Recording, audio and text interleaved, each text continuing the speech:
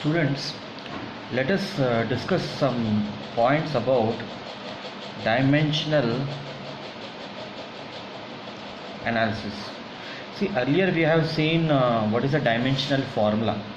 Okay, so speed dimensional formula we have written as LT power minus 1.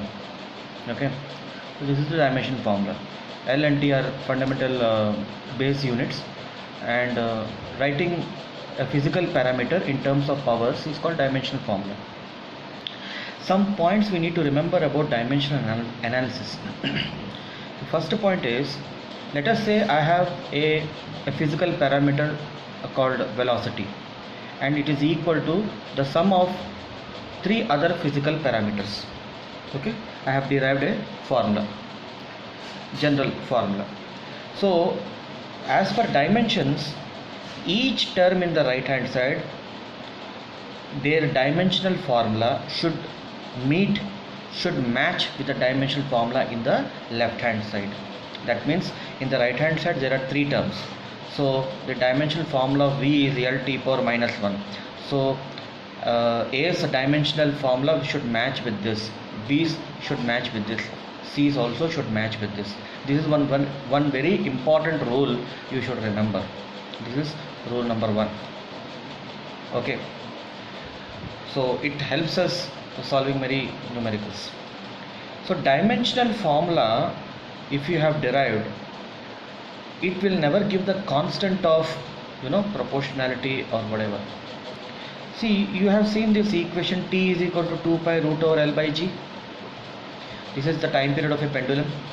So the dimensional analysis will never give this constant of proportionality. It will never give that. It will give only the relationship between time, length and acceleration due to gravity. So there is a limitation to that.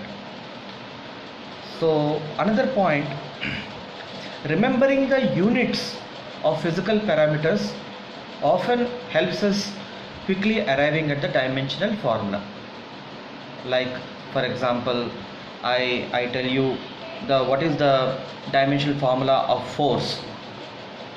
So the dimensional formula of force, if I know that the unit of force is kg meter per second square, if I know the unit of force, this is called basically Newton.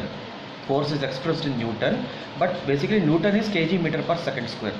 So from here I can directly write kg means m, meter means L, length, second square means t to the power of 2, or ml t to the power of minus 2 is the dimensional formula of F.